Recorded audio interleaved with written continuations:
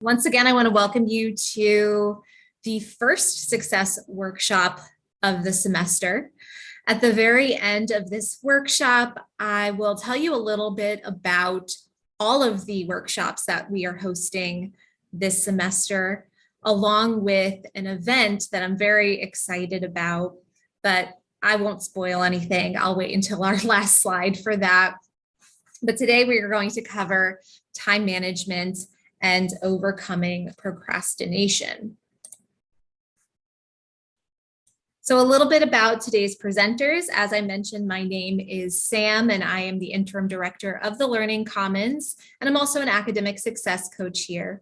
And in just a moment, I'll be joined by Jorlise Dickens, and Jorlise is one of our academic success coaches. Once again, we work with students for a number of reasons, but I would say the most common deals with time management and overcoming procrastination.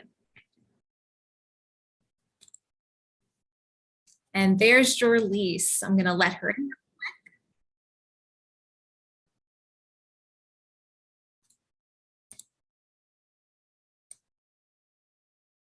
Hey, Jorlise, I'm just getting started, hopping into our agenda for the day. Perfect. Hello, everyone. So I'll definitely get started. So knowing your agenda for the day is really important because it gives you a way to know what things are usually consistent or happen in a pattern, and it also lets you know when your breaks are. So typically, if you have classes in person, usually that's a good place to know that that's of a time that, isn't necessarily a break, but is obviously set in schedule. But if you have online classes, that would also be a good way for you to make sure that you schedule out a time to focus on that class. So that way you can make sure it doesn't get ignored or anything else like that. Yes. And so we want you to really think about the first things first. What does a typical day look like for you? So it could be taking inventory. That's how I like to think about it. You spend a little bit of time on the front end at the very beginning of your semester taking inventory of what a typical day looks like. Because with every semester comes a fresh start. Your schedule is going to look a little bit differently each semester. And so I encourage you here at the very start of the semester, think about what does a typical day look like? What does a typical week look like? And how does that cycle typically go for me? When are those class periods scheduled? How are they scheduled? Are they on campus? Are they online? What other responsibilities do I have? Do I work a part-time job or a full-time job? What does my work schedule look like? Is it a stable work schedule, or is it one that is flexible and changes from week to week? What other responsibilities do I have? We understand that students are way more than just students. They have other responsibilities. Some have family responsibilities and other obligations. But like Jorlise said, you want to pay attention to that flexible and free time as well.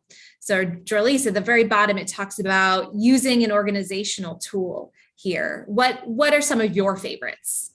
Yeah, so I love to make a week planner. Usually I just get a sheet of paper because sometimes I don't always have my agenda around, and I could just go Monday through Friday or Monday through the weekend and then start to map out the things that are firm in my schedule, such as work hours or time for class time. And then the other periods in my day or week, which are free, then that allows me to see when I'd like to plan to study, and also when I could allot time for other things, such as, making sure you get your meals in and making sure you have some time to just relax and or review the notes of the day.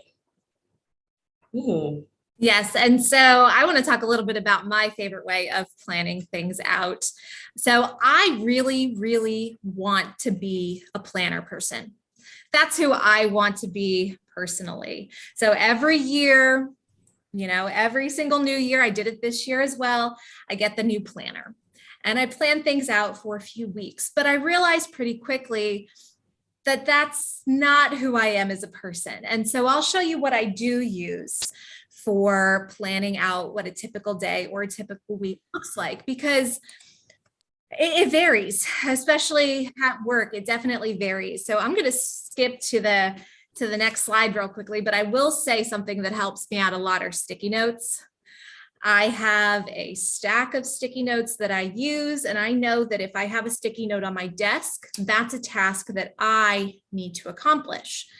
But I'm going to skip to the next slide here and show you a few ways that I use. And these are available to you as well as students and faculty and staff at the college. But the first is the one you see behind that says weekly schedule. This is a really great way for you to take inventory of what a typical day or a typical week looks like. You could do this in a few ways. You could use the checklist that we see here on the slide. This is something that is available on our Learning Commons Success Coaching website under the time management header. Or you could even create something where each hour or half hour, you're writing in the task that you're completing so that you get a really full picture of what that day or week looks like. Mm-hmm. But the one you see up front that says to-do list for the week, that is the most common time management tool that I use to keep track of what a day or a week looks like for me.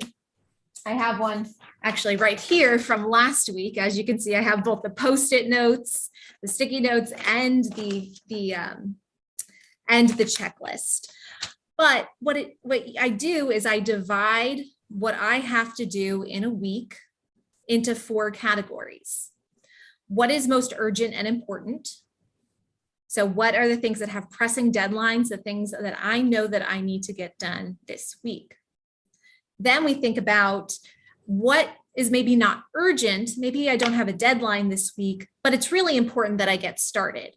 And you can think of these as tasks or assignments that are only going to make next week a lot easier for me if I get started on them. So think of it as planning and preparing for the future. Below that, we have our urgent, but maybe not the most personally important tasks. I think of these as life's interruptions. I'll say that I get a hefty number of emails per day. And so I make sure that I put emails in this category because oftentimes they're urgent, but maybe the emails that I'm answering aren't the most important. And then finally, in the last category are those non-urgent and non-important tasks. And this is not to say that they're not good for your overall well-being. I think of these as hobbies and stress relieving activities. And for me, I always have to plan these into my week so that I take a moment to refresh and then get back to those really urgent and important tasks. But I want to thank Angelina. She shared the link to our success coaching website in the chat. And as I mentioned, these 2 resources you see here on the screen are available under our time management header. But with all of that being said, covering all of those different ways of planning out a typical day for yourself or maybe a typical week, let's move on to a few questions. And I'm going to hand this over to Jerlise now.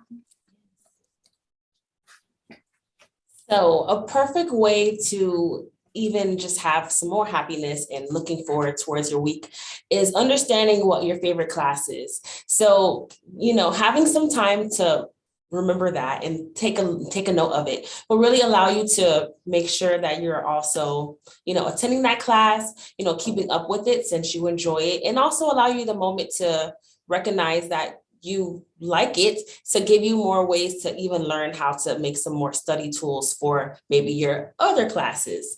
And so this is definitely a good area for you to note so that way you can use tutoring and get also other support and help so that way you can get even further in your studies. Yeah, and something else to really think about as you are thinking, hey, I'm looking at my schedule, I have a class that really sticks out to me as my favorite class. That could be for a number of reasons. questions. It could be that you just generally enjoy the topic of the course. It could be that it's not as challenging as some of your other classes, or maybe it's just challenging enough and that really gets your interest going. But understand that you're probably more likely to get the work done in your favorite class. You're probably going to jump into those assignments first. And so it's a really good idea to at least be mindful of, hey, I know this is my favorite class. I'm probably going to really jump on those assignments and get them done quickly. And that's where the next question comes in. What is your least favorite class? Yes. So also understanding what your least favorite class can allow you to then again use that awareness to get connections and get some help. So if you have a least favorite class, that would be an opportunity for you to then get connected with the professor, maybe let them know that this is a newer subject for you that you're trying to learn more about, and maybe even ask for some study tips or suggestions on ways that you can learn more about that subject to make it feel a little bit better as you continue through the semester. Also, it's a good way to notice that maybe that's a good way and time for you to get connected with a tutor. So that way they can help you with that class that's, your least favorite. So that way you can feel a little better about it. And then also maybe learn some tools and tricks to, get better in the subject. Yeah, and just as you're probably more likely to spend a lot of time on your favorite class, you're probably also more likely to spend the least amount of time on your least favorite class. And so we really need to then get you connected with the resources, figure out that core reason why maybe you're not jiving with this class, and really take note of our habits and our patterns. And so the first one that I want to bring up, this is the first habit that we're going to talk about, is having a study time and how setting a study time can be a sustainable habit. So first, I want you to think of sustainable habits as those habits that are long lasting. It's not Sam is going to go buy a planner on December 31st in preparation for the new year, and she gives it up within a week. Obviously, that's not a habit that is sustainable for me, but there are ways to create habits that are sustainable. And the way that you do that is through creating small, incremental changes. And so what I mean by that is you start small and then you add more over time. And when I ask about, do you have a set study time? I'm not asking you to dedicate half of your day to study time, although some are really great with it and that's the commitment that they've made and they can stick with it. But I would say for the majority of students that I've had a chance to work with, you may not have that much time. And so a good way to start that sustainable habit when it comes to study time is investigating the way that you use the breaks in your day. So remember, you've had a chance to think about and take inventory of your schedule. So by now you should know your class schedule at least. And so now let's really investigate how you use the breaks that you may have in between those classes. I'm going to hand it over to Jerlise. Yes.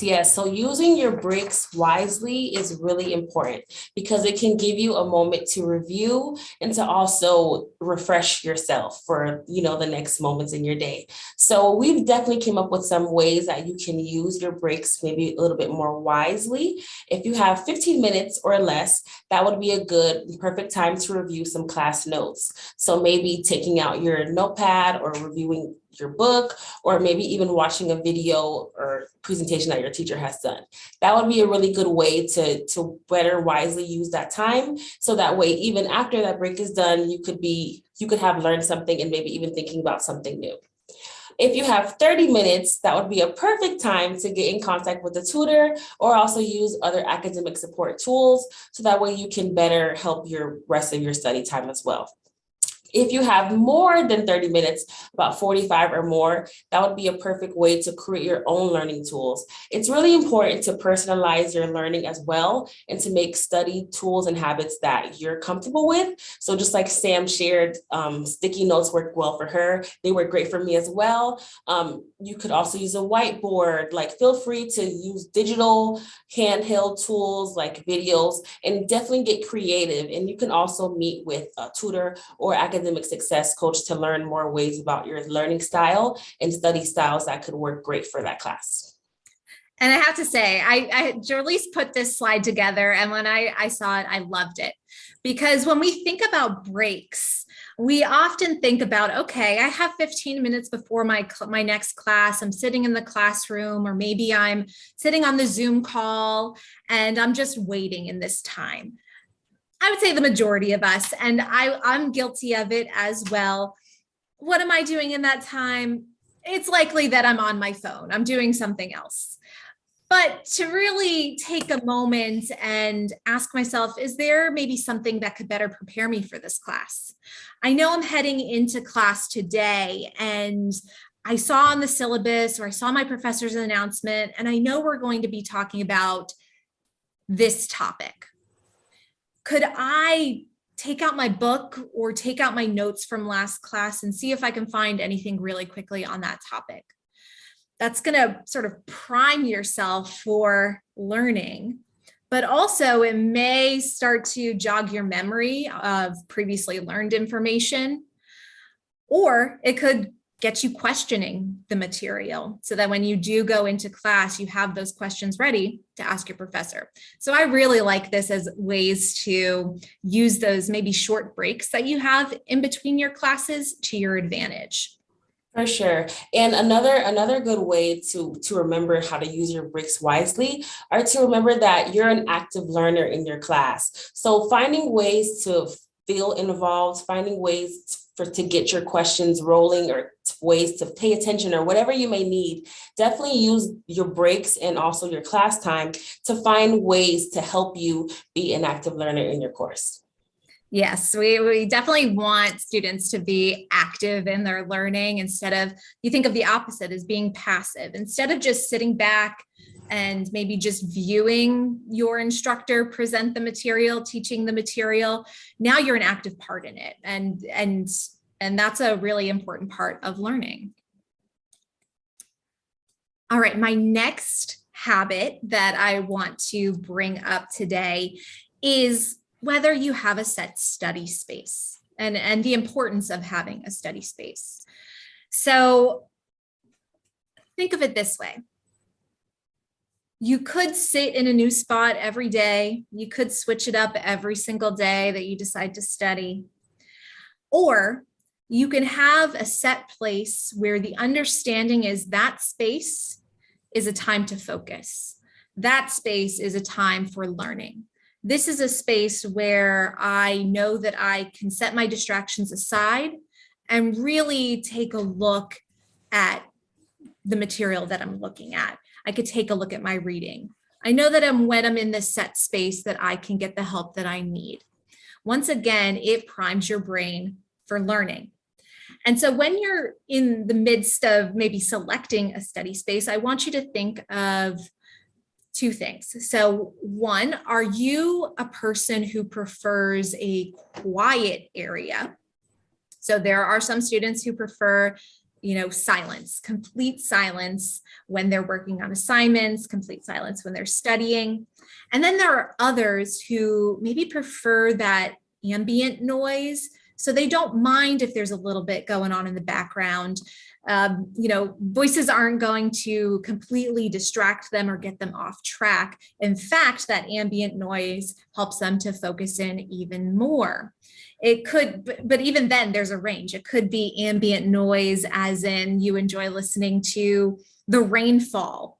You put on rain sounds or ocean sounds in the background, or you could be someone who can totally focus in with everything going on in the background. And so when you are selecting a study space, really think about this preference. And there are so many options. Last year, the Learning Commons actually surveyed nearly 400 students, and we asked them, what is your favorite place to study on campus? So I wanted to bring these up and show you what options may be available based on the results of that survey. So the most popular response was the library. And the library, I'm not sure if everyone is aware, but the library now has a study room reservation system.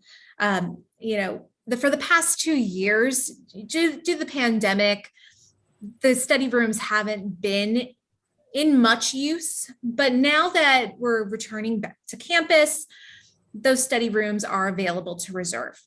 And so if you're the kind of person who prefers that silence, being in a space where maybe you can focus in and not have to worry about everything else going on around you, and you're on campus, then I highly recommend reserving one of those study rooms.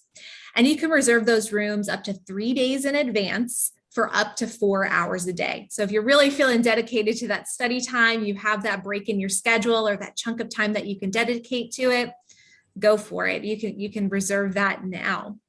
And it's a great space on campus for students that need that peace and quiet while studying. But if you're more of a student that enjoys having that noise in the background, once again, you're someone who's able to focus in even as other things are going on, then you may want to check out the study space in the Learning Commons. Now, I may be a bit biased because my office is here in the Learning Commons, but it was the second most popular spot that students mentioned when we asked them about their study spaces. So here in the Learning Commons, we have study space, we have tables, desks, and open access computers that are available to all students that are looking to complete their homework, maybe get a little bit of study time in, create a study group. And then the added benefit is, of course, that we have tutors available in the Learning Commons. On the first floor, we have our math and science tutoring, and then upstairs we have our anatomy and physiology, plus our writing, reading, and foreign language. And so it's a great place to study, especially if you need a little bit of that help while you're here. And what's also great about the Learning Commons is that our academic success coach support is also right here in the building. So if you are having a tough time finding the best way to tackle your class material, maybe you need some help in figuring out whether you're more of a flashcard person or how to take notes in a certain class or how to better manage your time, the coaches are available to work with you right here in the building when you need us. And then the third most popular area of surveyed students is the student union. And this is composed of both seating inside the student union or outside around the student union. And once again, it's a great location for students that don't mind a bit of noise while they're focusing in on their work. And if you're someone who enjoys the fresh air, it might be a really great location for you as well.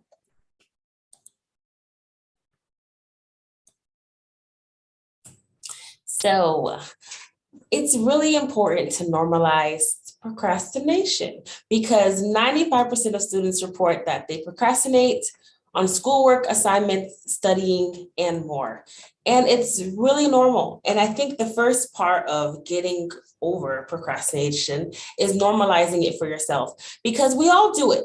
We all, no matter how old you are, we all have things that could be really important, but that in itself too kind of makes it easy to just put it off for at least 5 minutes.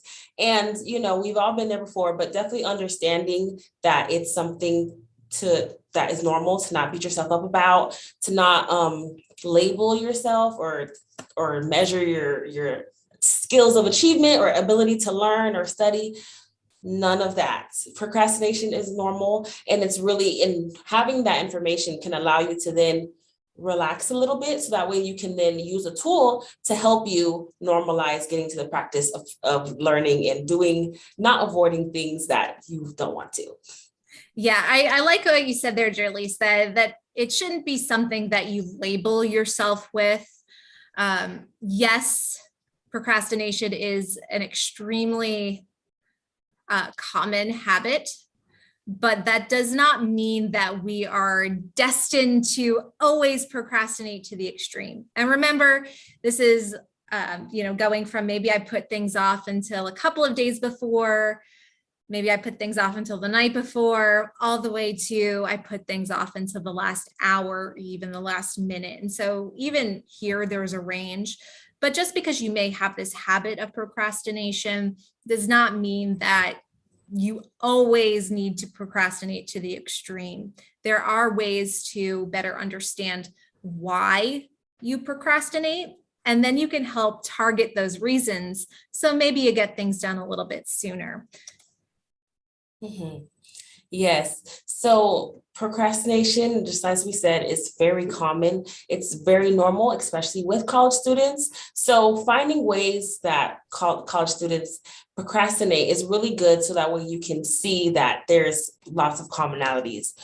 Again, just as we've said before, if you have a least favorite class, or if there's something that you're new to learning, or something that may seem challenging or is challenging, that is a perfectly normal reason why people would procrastinate. Again, if you don't love the subject, or if it seems overwhelming, or if there's too many things to do towards a task, that is another reason. Or even if something feels too easy, if you have a class that you love, maybe you're just like, oh, I can do that really quickly. That's a reason why people procrastinate, that I hear pretty often.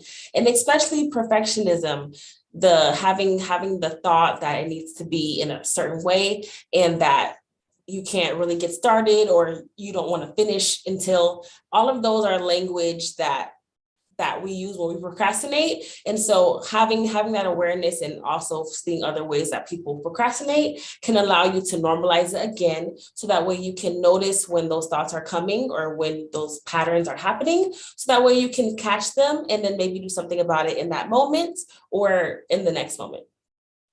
Yes. And I want you to go ahead and think about the reasons why you may procrastinate. And it may vary from class to class, from subject to subject. It may depend solely on the kind of assignment. Maybe you're more likely to get those discussion board posts out of the way, and least likely to write that paper. And so, what are the reasons why you personally procrastinate? We have a great list here, the challenging material. Maybe it's not the most interesting to you. Maybe you think it's too easy and you could just put it off. It'll take just a moment to do. Maybe you're afraid to get started because you can't do it perfectly. I want to see if anyone in our audience today, any of our participants, have any other reasons, or maybe it's one here on the list, that you find that you procrastinate. And so I'll wait just a minute to see if anyone would like to jump in. But what are the reasons why you procrastinate?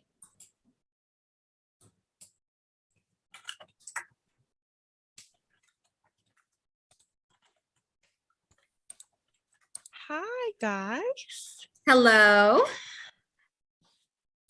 Okay, that's Charlize. So my name is Kyra. I'm an academic success coach at TCC.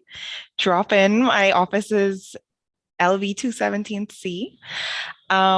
But one of the main reasons on this list that I procrastinate is boring subject matter. Oh my gosh. If I don't find something interesting, my mind wanders, and I have to read over it like 3 or 4 times before I can get through like 2 paragraphs. And it takes up a lot of time, and I'm just all like, well, maybe in 10 minutes, my mind will be in the right space to take on the subject matter. But like, it ends up being more than like 10 minutes, because I'm just all like, oh, it's so boring. But like, I have to do it. Yes, I will say that example is something that I relate to as well, especially when it comes to reading. Now, I'm guilty of it. I will read something and then halfway through realize that I don't remember what I just read. I think that's actually a pretty common experience, or at least I hope it is. Does anyone else feel that way? I definitely feel that way too, especially with subjects that I'm not too interested in as well, or if I'm trying too hard. So literally, it's kind of like I've realized that having that perfect kind of mental balance, or knowing how to note it, so that way you can get it to where you'd like to be. So that way you can focus is really important too, which we could of course talk about during coaching, but allowing yourself to kind of balance your emotions so that way you can accept that you are in a learning state in that you're going to be learning something new and taking your time so that way you can retain it. That is different than kind of just trying to get through something. So I've noticed that as well. And I agree. I feel like that's in a way you don't want to procrastinate, so you get into it, but then if your mind is not fully into it, then it's sort of not helpful either. So it's kind of interesting, like an additional side to things. It is. It definitely is. And I will put another plug in for our fantastic reading specialists and reading tutors that we have here in the Learning Commons, because their role here, we have a lot of students who say, well, I know how to read. Why would I need to see a reading tutor? But the thing is that they're not there to teach you how to read. They're there to help you navigate the kinds of readings that you're going to be doing here in college. I found that those readings were very different than the kinds of readings that I was doing in high school, or maybe the kinds of books that I was reading for just my own fun, like outside of school, the books that I've just personally enjoyed. It was much harder for me to read through college textbooks, college books, journal articles. Those were very difficult for me. And having the support of someone else there to give you the reading strategies can be extremely helpful if you're the kind of person who maybe gets a little bit distracted during reading. But awesome discussion, everyone. I want to thank you for participating. So I want to talk about mindset management, and we're going to talk about what we want to call mindset management. And the first thing to consider is, as you are going about your day, I would say each morning, set your intention for that day. Is this going to be a good day? Is this going to be a bad day? I assume that many of you are going to wake up and think, yes, this is going to be a good day, because I fully believe that every student out there is out there to succeed and have a good day and do well in their classes. I don't think anyone gets up and says, I'm just going to do terribly. That's what I want to do today.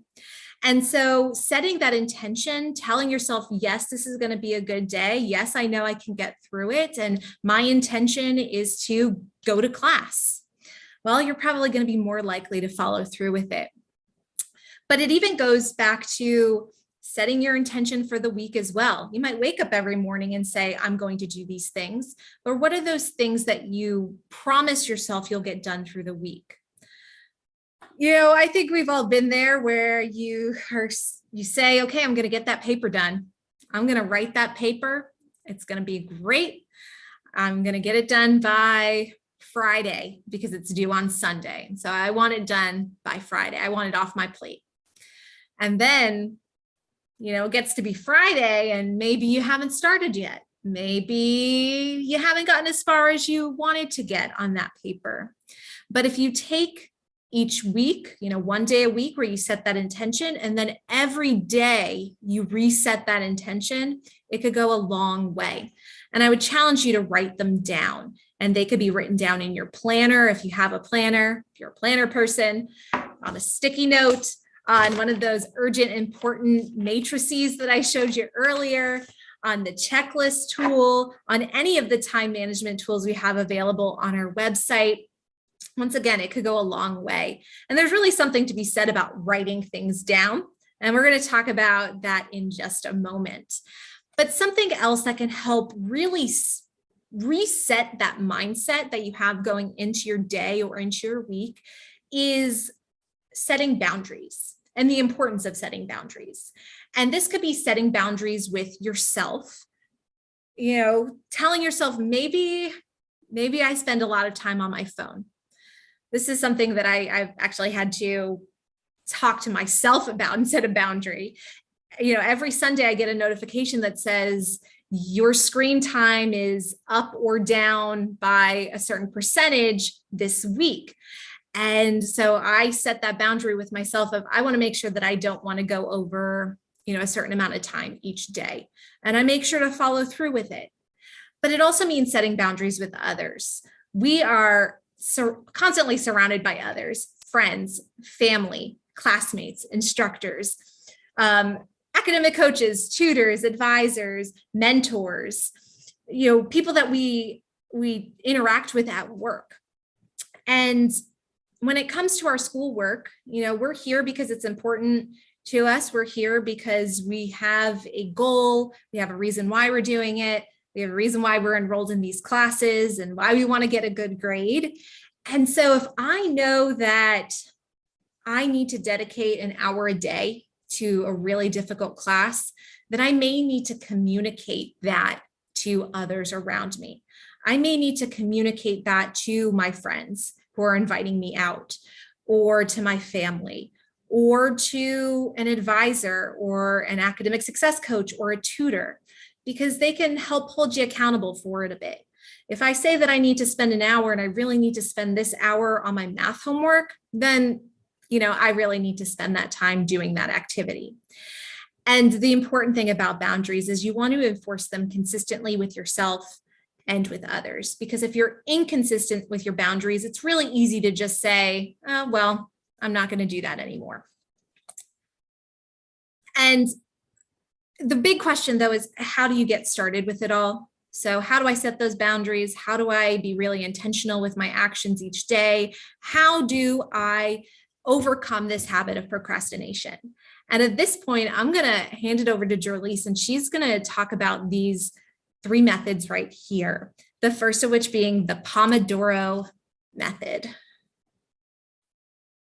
Yes. So it's really common when speaking with students that I'm hearing when they're studying that the idea of studying that they feel like they'd like to reach towards is studying for hours or studying all day and really being super committed and being super focused and never looking at their phone.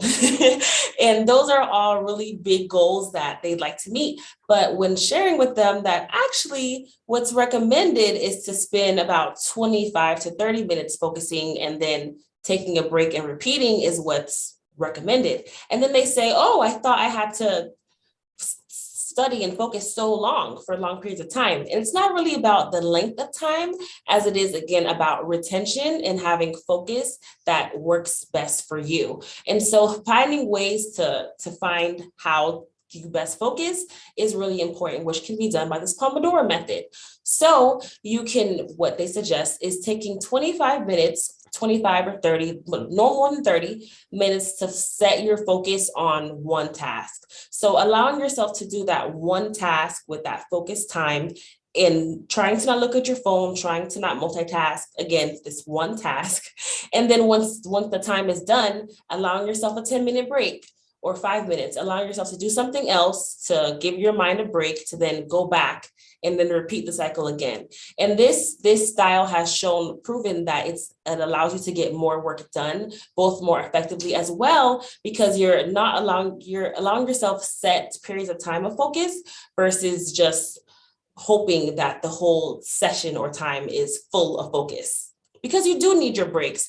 And it is important also to take a step back and take a look at the progress you have made. So if you're working on something and you've been staring at it for maybe 2 sets of 25 minutes, maybe you can then take a note of saying, okay, how is this working? Am I meeting the goals that I'd like to meet? Am I understanding it as efficiently as I'd like? And if not, you can use that moment to then maybe move on to another area, or even, again, get some support for that area if you're seeing that it's not retaining as best as you'd like. Yes. And I do want to mention that while, this is the Pomodoro method, having these periods of on and off times and then repeating, we have these minutes listed here, 25 minutes on, 10 minutes off, maybe it could be 30 and 5 minutes off, depending on your current capability and ability in terms of focus, it may be more or less time. For some, they could really focus in for maybe 15 minutes and then maybe have a 5-minute break and then get back to it for another 15 minutes.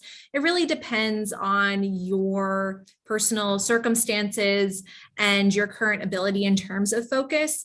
But the thing about the Pomodoro method is it does allow you to practice this on and off technique. And then maybe while you can only do 15 minutes now, maybe in 2 weeks, you can increase it to 20 minutes. And then 2 weeks from then, maybe you can increase it to 25. And before you know it, you're able to really focus in for that full 30 minutes. Maybe you won't get there, but at least you could give it a try by doing these intervals of on and off.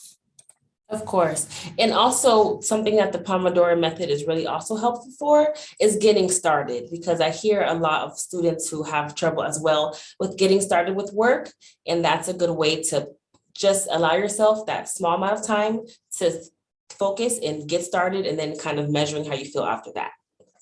And our other great strategy to help you get started and get some effective work done is to chop it up. So this is one of my favorite suggestions and has gone a really long way with lots of students that I've worked with, is by chopping up your assignments, no matter how large or small it is, into smaller times and smaller tasks. So I would grab your task or assignment, and depending on when it's due, also a tip that I love to share as well is giving yourself a due date before it's actually due. So that way you don't have to worry about any 11:59 errors or missing the deadline in any other way. So allowing yourself to get your work done before it's due would be one way, and then breaking it up from there, working backwards. And then also crossing things off as you go. Scratching things off can feel really relieving. And also it's one form of reward as well, because if you got something done or worked towards it, worked at it, and especially if it was completed,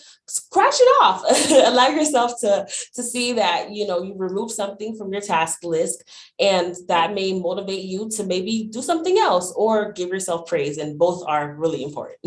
Yes, I will say the crossing it off is my favorite part. And when I'm using a sticky note, my absolute favorite is just like crumbling it up and trying to make it in the trash can across the room here. So you really take that moment to celebrate by ripping up that sticky note, by crossing things off. You could really go for it, depending on how easy or hard that task was. But let's go ahead and talk about the last one here. I know we're running out of time, and I know I promised 30 minutes, but apparently we have a lot to say. So yes, for sure.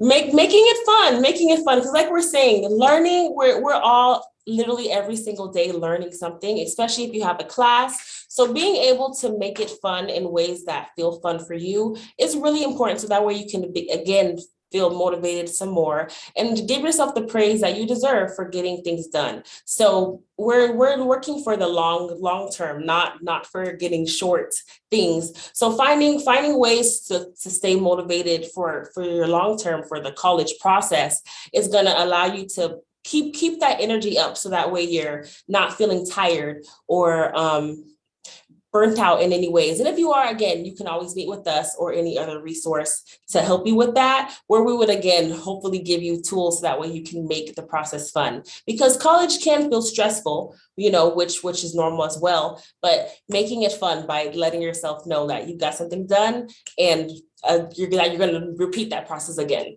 Yes. And I like to think of this one here by making it fun by building in rewards, as I call it the Chuck E. Cheese method. So if you think about, if you're familiar with Chuck E. Cheese, maybe if you're not, I'll explain it really quickly. So you go to Chuck E. Cheese, you play these games, and you get tickets. And then at the very end, you have the prize counter, where you see the big screen TV at the back. Although when I went to Chuck E. Cheese, it was like the little box television, and you would go and you could redeem your tickets for prizes. And while maybe you didn't have as many tickets as you needed for this TV, you could get the Laffy Taffy, you could get the Smarties or the Pez or the candies, or the smaller prizes, the Slinky. And so I like to think of this as the Chuck E. Cheese method. By first, you chop things up, you chop up all your assignments, you write down those tasks, And then for smaller tasks, assign them a small amount of points or the number of tickets you'd receive for doing it. And then for larger tasks, make that a higher point value or higher ticket value. And then at the very end of the week, you now have this, amount of tickets or points that you've earned, and then you can go redeem them at the prize counter or the prize shop. Figure out, what does the prize shop look for you? What rewards do you find fun? Maybe it's for 100 points, you watch a movie. For 500 points, you get a free day. And then with 1,000 points, you get a day out with friends. You can go ahead and sort of mix and match, spend your tickets for the week, and then get back to it. Now, that's just a method that I like, and it's a way to make it fun. But a big question is, okay, I know what to do. I can get started, but how do I keep going? And I want you to always come back to these 4 questions here. So what is your why? What's your why? What's your reason for being here? It's different for all of us, but I think for all of us, it boils down to wanting to succeed. I don't think anyone wakes up and says, I want to fail today. No, I think we all want to get to that finish line, but our reasons for getting to that finish line are all very different. So consider, what's your why? What's your dream? 5 years from now, 10 years from now, 20, 50 years from now, where do you see yourself? What life have you lived?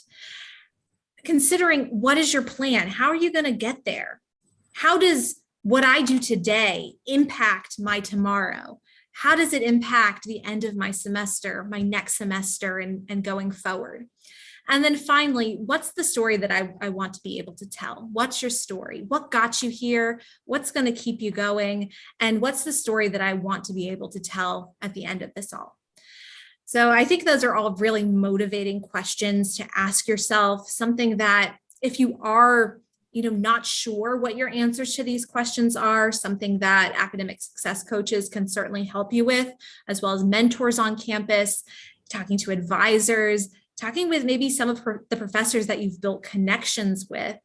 You could really start to get to know these answers for yourself, because only you can answer them. All right, well, that's the end. Once again, I know we're really long-winded people. That's okay. But I want to thank you for being here. Once again, my name is Sam, and my email address is on the screen here. And Jorlise, her email address is on this screen as well. Please feel free to contact us. We're happy to work with you. If you need any support as you're going through this college journey. But I did want to make sure before you leave today that you know about our other events coming up. Today was just our first success workshop, but we have 3 others that we're going to be hosting throughout the semester, 1 each month. The next one is going to be right after Valentine's Day, as we talk about self-care and stress management tips. Then in March, as we celebrate National Careers Week, we're going to have a resume development and LinkedIn profile workshop. And then as we approach finals, we'll have creating a final exam study plan. But we don't want you to think that it's all work. We also relax a little bit and want to offer you a time to relax and reflect on your time in your semester. And so we're also going to be hosting coaching coffee hour throughout the semester. Once a month. We had our first one yesterday, and it was a great success. We bring the coffee and the tea. You bring yourself. It's a time for you to just sit back, relax with the success coach, and talk through the past few weeks, how your semester has gone so far, and to really work with others to come up with unique solutions to the problems that you may be having. So with all of that being said, once again, thank you so much for coming today. We'll stick around for a couple of minutes just in case you have any other questions, but I hope that you have a fantastic Wednesday and the rest of your week.